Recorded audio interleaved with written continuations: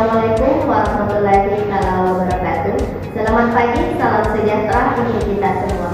Perkenalkan, nama saya Nurleliana SPD MPD, dosen tetap program studi biologi Universitas Diponegoro Maluku. Pada kesempatan ini, izinkan saya menyampaikan pernyataan diri dosen dalam rangka unit kerja Tridharma Perguruan Tinggi PDD UKT PT pada bidang pengajaran. Video ini dibuat sebagaimana syarat sertifikasi dosen gelombang 1 yang diselenggarakan oleh Kementerian Pendidikan Tinggi, Sains dan Teknologi atau Kemendikti-Saintek tahun 2026. Pada video ini, saya akan menyampaikan teknik pengajaran saya pada mata kuliah Biologi Dasar dengan kode mata kuliah B1001 dengan bobot 3 SKS yang terdiri atas 2 SKS teori dan 1 SKS praktik. Mata kuliah ini membahas teori dan konsep biologi secara menyeluruh, mempelajari kedudukan biologi sebagai ilmu serta kaitannya dengan bidang ilmu lainnya. Mata kuliah ini memberikan dasar pengetahuan tentang konsep dasar biologi, organisasi kehidupan, aliran energi dalam dunia kehidupan, hereditas, evolusi, keanekaragaman organisme, struktur dan proses kehidupan, perilaku organisme, ekologi, bioteknologi, dan konservasi alam. Menjadi salah satu mata kuliah persyaratan dalam pemilihan semester lanjutan. Proses pembelajaran pada mata kuliah ini dilakukan dengan memadukan pembelajaran secara teori dan praktik. Pembelajaran secara teori dilakukan di dalam kelas dengan metode tatap muka di ruangan kelas yang memfokuskan keterlibatan aktif mahasiswa dalam membangun pemahaman. Selain itu, juga dilakukan diskusi kelompok kecil atau discovery learning untuk membahas dan memahami proses pertumbuhan dan perkembangan. Adapun capaian pembelajaran lulusan atau CPL untuk mata kuliah Biologi Dasar 1. Menunjukkan sikap bertanggung jawab atas pekerjaan di bidang keahlian secara mandiri. 2. Mampu menunjukkan kinerja mandiri, bermutu dan terukur. 3. Menguasai konsep teoritis biologi sel, molekul, biologi organisme, ekologi, dan evolusi. 4. Mampu mengaplikasikan keilmuan biologi dasar bermanfaat bagi diri sendiri dan masyarakat dalam kehidupan sehari-hari. Baik, selanjutnya, dari capaian pembelajaran lulusan maka ditetapkan capaian pembelajaran mata kuliah atau CPMK untuk mata kuliah Biologi Dasar. 1. Menguasai konsep dasar biologi yang terintegritas meliputi biologi sel, struktur dan fungsi tumbuhan, struktur dan fungsi hewan, genetika, evolusi, ekologi secara komprehensif, cermat, kritis, dan sistematis. 2. Menguasai prosedur saintifik untuk menentukan, menganalisis masalah atau fenomena di bidang biologi. Selanjutnya, dari capaian pembelajaran lulusan, maka ditetapkan capaian pembelajaran mata kuliah atau CPMK untuk mata kuliah Biologi Dasar. 1. Menguasai konsep dasar biologi yang terintegritas meliputi biologi sel, struktur dan fungsi tumbuhan, struktur dan fungsi hewan, genetika, evolusi, ekologi secara komprehensif, cermat, kritis, dan sistematis. Yang kedua, menguasai konsep prosedur saintifik untuk menentukan, menganalisis masalah atau fenomena di bidang biologi. Selanjutnya, adapun materi perkuliahan untuk biologi dasar. 1. Konsep dasar biologi. 2. Biologi sel. 3. Dasar-dasar genetika. 4. Struktur dan fisiologi hewan. 4. Pertumbuhan dan perkembangan makhluk hidup. 5. Morfologi, anatomi dan fisiologi tumbuhan. 7. Evolusi dan klasifikasi organisme. 8. Ekologi umum. 9. Peran biologi dalam kehidupan sehari-hari. Adapun yang menjadi penilaian dalam perkuliahan baik secara teori maupun praktik. 1. Kehadiran diberikan bobot 10%. 2. Keaktifan atau keterampilan diberikan bobot 15%. 3. Respon diberikan bobot 5%. 4. 4. Laporan diberikan bobot 20%. 5. Ujian tengah semester diberikan bobot sebesar 20%. 6. Serta ujian akhir semester diberikan bobot sebesar 30%. Baik, bismillahirrahmanirrahim. Assalamualaikum warahmatullahi wabarakatuh. Waalaikumsalam warahmatullahi wabarakatuh. Bagaimana kabarnya hari ini? Baik. Masih semangat? Baik. Alhamdulillah. Ya, sebelum kita melanjutkan materi, terlebih dahulu kita berdoa bersama menurut kepercayaan kita masing-masing. Berdoa dimulai.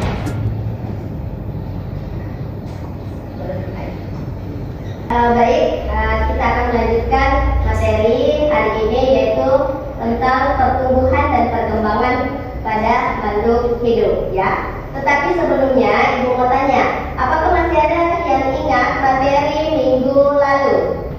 Ingat, Bu. Oke, betul ya, tentang struktur hewan. Mungkin ada yang masih tahu apa definisi mengenai struktur dan fungsi hewan. Saya, Bu. Oke, silahkan. Baik, struktur hewan merupakan susunan organisasi kehidupan yang terdiri atas sel, jaringan, organ, dan sistem organ. Struktur tersebut tidak bersifat statis, tetapi mengalami perubahan selama proses pertumbuhan dan perkembangan. Oke, betul sekali ya. Itu merupakan definisi tentang struktur dan fungsi pada hewan, ya. Jadi keterkaitannya antara pertumbuhan dan perkembangan ini, semua makhluk hidup itu mengalami yang namanya pertumbuhan dan perkembangan. Jadi untuk hari ini kita akan membahas lebih dalam mengenai pertumbuhan dan perkembangan pada makhluk hidup. Oke. Sebelumnya, adapun CPMK yang adik-adik harus capai, yang pertama yaitu menguasai konsep-konsep dasar biologi terintegrasi meliputi biologi sel, struktur dan fungsi tumbuhan, struktur dan fungsi hewan, genetika, evolusi, dan ekologi secara komprehensif, cermat, kritis, dan sistematis. Kemudian adapun untuk CPMK 2, yang pertama menguasai prosedur saintifik untuk menemukan generalisasi masalah fenomenal di bidang biologi. Sedangkan CPMK yang pertama yaitu memahami dan mampu menyelesaikan pertumbuhan dan perkembangan makhluk hidup secara rinci, analitis, serta berbasis pendekatan kualitatif dan kuantitatif, ya. Jadi inilah nanti CPMK dan sub-CPMK yang adik-adik harus capai atau pahami untuk materi pertumbuhan dan perkembangan, ya. Adapun tujuan pembelajaran yang pertama, setelah melakukan kajian literatur dan diskusi kelompok, mahasiswa mampu yang pertama membedakan konsep pertumbuhan dan perkembangan secara tepat dan sistematis, minimal 4 indikator pembeda, ya. Yang kedua, menganalisis pengaruh faktor internal dan faktor eksternal.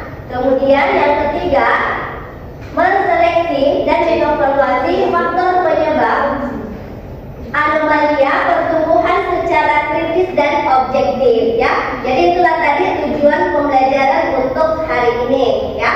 Ibu akan lanjut ke materi pendahuluan, ya, di mana pertumbuhan dan perkembangan merupakan proses yang menunjukkan di mana makhluk hidup kecil berkembang menjadi individu dewasa yang lengkap dan segala fungsi organnya. Secara ini melibatkan perubahan fisik, fisiologis, dan perilaku. Melihat dari pendahuluan yang ada di atas, mungkin ada adik-adik yang bisa membedakan apa itu pertumbuhan dan perkembangan yang ada di sekitaran kita. Ada yang mungkin adik-adik yang bisa menyebutkan salah satu pengertian atau contoh di sekitaran kita mengenai perbedaan pertumbuhan dan perkembangan makhluk hidup yang ada di sekitaran kita. Ya, ada yang bisa? Ayo, Bu. Oke, silahkan deh. Baik Ibu, terima kasih atas kesempatannya. Jadi pertumbuhan itu merupakan proses bertambahnya ukuran, massa maupun jumlah sel pada makhluk hidup yang bersifat kuantitatif atau dapat diukur. Kemudian untuk perkembangan adalah proses menuju kematangan fungsi maupun struktur organisme yang bersifat kualitatif dan tidak dapat diukur dengan satuan. Oke, tepuk tangan buat temannya dulu. Baik, kita lanjut kembali ya. Di sini ada konsep dasar pertumbuhan dan perkembangan. Yang pertama parameter pembeda, yang di sini ada pertumbuhan dan perkembangan. Terkait dari sifat kuantifikasi, yaitu yang pertama ada kuantitatif atau bisa diukur dengan menggunakan sentimeter, gram atau sentimeter pangkat 3. Sedangkan dari segi kualitatif yaitu tidak diukur dengan secara langsung. Mekanisme seluler yang pertama pembelahan mitosis dan pembelahan sel. Sedangkan pada perkembangan diferensiasi sel dan spesiasi organ ya. Sifat reversibelnya dan ada indikator utama ya, mungkin bisa dilihat dari sini ya. Kemudian yang pertama pertumbuhan pada tumbuhan dan aktivitas meristem. Mungkin adik-adik bisa lihat yang pertama ada dua yang di sini. Yang pertama pertumbuhan primer dan yang kedua pertumbuhan sekunder. Melihat dari sini mungkin adik-adik ada yang bisa membedakan antara yang mana pertumbuhan yang mana sekunder. Oke, di sini ada pertumbuhan pada tumbuhan dan aktivitas meristem. Yang pertama ada pertumbuhan primer atau biasa disebut sebagai apikal ya. Aktivitas meristem apabila yang terletak pada ujung akar dan ujung batang. Yang kedua menyebabkan pertumbuhan longitudinal atau pertambahan tinggi batang dan panjangnya akar tumbuhan. Sedangkan pada pertumbuhan sekunder atau biasa disebut sebagai lateral ya. Aktivitas meristem lateral yang terdiri dari kambium vaskular, kemudian kambium gabus atau velatogen, kemudian menyebabkan pertumbuhan radikal yaitu pembesaran diameter batang dan akar serta pembentukan lingkaran tahunan akibat fluktuasi musiman aktivitas kambium. Oke, ya. Selanjutnya perkembangan pada hewan. Yang pertama ada zigot dan pembelahan. Mitosis cepat tanpa pembesaran ukuran sel menghasilkan kumpulan sel berukuran padat atau morula. Kemudian blaskulasi yaitu pertumbuhan organ berisi cairan memindahkan sel-sel primer menjadi pembentukan lapisan awal. Kemudian gaskulasi yaitu mosaik pergerakan sel membentuk 3 lapisan dasar yaitu ektoderm, mesoderm, dan endoderm. Kemudian yang terakhir organisasi. Kemudian diferensiasi lapisan general menjadi organ spesifik, misalnya endoderm membentuk sistem saraf dan skin. Oke, sebelum Ibu melanjutkan materi hari ini, sudah berapa fase yang kita bahas? 2. Apa saja itu? Fase perkembangan pada tumbuhan Dan fase perkembangan pada hewan. Betul sekali. Oke, Ibu akan lanjut ya. Yang pertama, faktor yang mempengaruhi pertumbuhan dan perkembangan ya. Faktor yang mempengaruhi pertumbuhan dan perkembangan ada faktor dari luar, ada yang faktor dari dalam ya. Yang pertama di sini adalah faktor genetika dan hormon. Kira-kira kalau faktor genetika dan hormon itu termasuk faktor apa? Dalam atau luar? Dalam ya. Informasi genetika dalam DNA menentukan potensi pertumbuhan dan perkembangan, sementara hormon yaitu senyawa kimia organik yang dihasilkan oleh tubuh untuk mengendalikan berbagai fungsi fisiologis ya. Sedangkan faktor lingkungan ini termasuk faktor apa? Luar ya, betul sekali. Ada beberapa ya. Yang pertama ada nutrisi, kemudian bahan baku utama untuk menghasilkan energi yaitu lewat respirasi sel dan membangun struktur tubuh baru. Yang kedua ada suhu yang sesuai mempengaruhi laju metabolisme Kemudian yang ketiga ada cahaya. Tumbuhan dan beberapa hewan membutuhkan cahaya untuk tumbuh dan berkembang. Kemudian yang keempat, kelembapan. Kelembapan yang tepat diperlukan oleh beberapa hewan, terutama hewan amfibi. Oke, itulah tadi dari faktor dalam dan faktor luar ya, mengenai pertumbuhan dan perkembangan. Jadi semua makhluk hidup ini mengalami ini, pertumbuhan dan perkembangan, dan ada faktor dalamnya dan ada faktor luarnya, ya. Baik, itulah tadi faktor luar dan faktor dalam pada pertumbuhan dan perkembangan pada makhluk hidup. Mungkin ada salah satu di antara adik-adik di sini yang bisa menyebutkan contoh yang dapat mempengaruhi pada tanaman.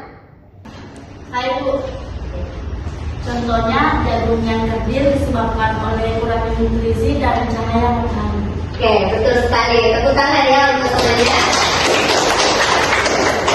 Oke, itulah tadi pembahasan dari pertumbuhan dan perkembangan pada makhluk hidup, di mana kita membahas di sini adalah pada tanaman dan hewan. Oke, jadi kita akan lanjut ke tugasnya, ya. Di mana tugasnya ini? Baik, itulah tadi materi yang kita bahas hari ini mengenai pertumbuhan dan perkembangan pada tumbuhan dan hewan. Selanjutnya kita akan mengerjakan tugas, di mana tugasnya ini kita akan membagi kelompok, ya, dan nanti akan ada pertanyaan, ya. Baik, sesuai dengan kelompok minggu kemarin, silakan berkumpul dengan teman kelompoknya untuk menyelesaikan tugas yang Ibu akan berikan sebentar, ya. Untuk itu saya persilakan kepada adik-adik untuk berkumpul dengan teman kelompoknya.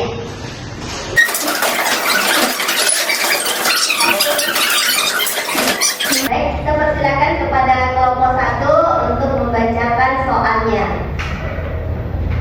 Baik, terima kasih atas kesempatan yang diberikan oleh Ibu. Saya kelompok 1 mewakili pertanyaan dari teman-teman, yaitu analisis kasus eviolasi. Seorang petani hidroponik mendapati bibit tanaman kangkungnya tumbuh dengan cepat, menunjang tinggi, namun batangnya sangat tipis, pucat kekuningan dan mudah patah saat diletakkan di dalam ruangan tertutup. Pertanyaannya yaitu yang pertama, identifikasi fenomena biologis apakah yang terjadi pada bibit tanaman tersebut. Yang kedua yaitu jelaskan mekanisme hormonal baik itu auksin dan klorofil yang melandasi gejala fisik tersebut. Terima kasih banyak atas kesempatan yang telah diberikan. Baik, mungkin ada dari kelompok 2 yang bisa menjawab dari pertanyaan dari kelompok 1. Baik, saya akan menjawab pertanyaan dari kelompok 1. Soalnya yaitu identifikasi fenomena biologis apakah yang terjadi pada bibit tanaman tersebut. Jawabannya yaitu pertumbuhan tanaman karena kurang cahaya akibat batang menjadi tipis, pucat, kekuningan dan mudah patah. Dan nomor 2 yaitu jelaskan mekanisme hormonal autis dan klorofil yang melandasi gejala fisik tersebut. Jawabannya yaitu Auskin saat kekurangan cahaya, hormon auskin bekerja lebih aktif sehingga batang tumbuh memanjang dengan cepat. Yang kedua yaitu klorofil, membentuk klorofil terhambat karena tidak ada cahaya yang cukup sehingga daun dan batang menjadi pucat atau kekuningan. Oke, aplaus untuk temannya dulu. Oke, mungkin silakan persilakan kepada kelompok 2 untuk membacakan analisis kasus yang kedua, ya. Ya, persilakan. Baik, terima kasih atas kesempatannya. Saya akan membacakan analisis kasus malnutrisi dan gagal tumbuh atau stunting. Seorang petugas kesehatan di sebuah posyandu pedesaan mendapati kasus yang sangat krusial. Seorang anak balita laki-laki berumur 24 bulan, berat badan dan tinggi badannya itu jauh di bawah standar WHO untuk usianya. Ibunya menceritakan bahwa di lingkungannya terjadi kelangkaan protein hewani selama kehamilan dan menyusui. Anak tersebut mengalami keterlambatan perkembangan motorik yang parah, belum bisa berjalan dan sering mengalami infeksi. Kemudian adapun pertanyaannya yaitu yang pertama, berdasarkan kasus di atas, identifikasilah diagnosis klinis nutrisi yang paling sesuai untuk kondisi anak tersebut. Kemudian yang kedua itu, jelaskan mekanisme hormonal atau growth hormone atau GF, IGF-1, kemudian hormon tiroid dan seluler yang melandasi gagal pertumbuhan dan keterlambatan motorik, atau analisis sumbu tulang dan mikrograf saraf. Baik, terima kasih. Baik, itulah tadi soal dari kelompok 2. Persilakan kepada kelompok 3 untuk menjawab pertanyaan dari kelompok 2. Persilakan.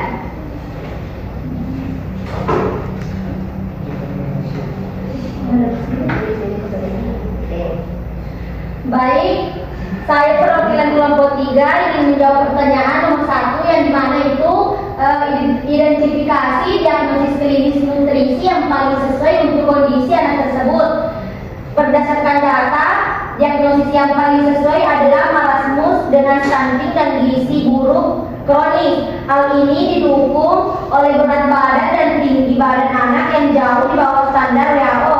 Riwayat defisiensi protein hewani sejak dalam kandungan dan masa menyusui, serta adanya keterlambatan perkembangan motorik berat yaitu belum dapat berjalan di usia 24 bulan, dan di mana kondisi ini diperparah dengan seringnya anak mengalami infeksi yang menunjukkan penurunan imunitas akibat kekurangan zat gizi. Oke, terima kasih. Tepuk tangan buat temannya.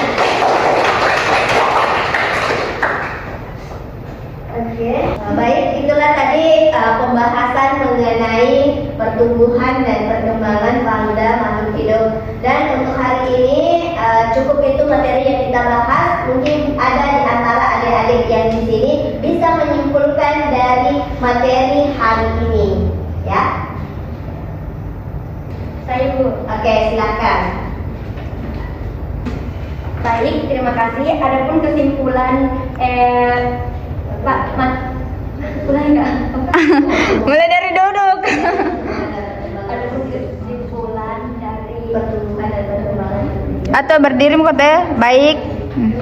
Baik, adapun kesimpulan dari materi pertumbuhan dan perkembangan pada makhluk hidup, yaitu pertumbuhan dan perkembangan merupakan proses penting dalam kehidupan makhluk hidup, yang dimana pertumbuhan bersifat kuantitatif, yaitu bertambahnya ukuran, sedangkan perkembangan bersifat kualitatif, yaitu menuju kedewasaan. Keduanya dipengaruhi oleh faktor genetik, hormon, nutrisi, cahaya, suhu, dan lingkungan. Jika faktor-faktor tersebut tidak terpenuhi dengan baik, maka dapat terjadi gangguan pertumbuhan dan perkembangan seperti etiolasi, pertumbuhan, dan stunting pada manusia. Terima kasih.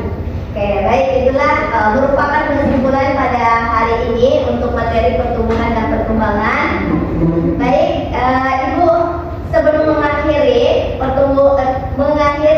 pertemuan pada hari ini, Ibu mau menyampaikan bahwa ini adalah termasuk pertemuan ke-7, ya, di mana pertemuan ke-8 kita apa?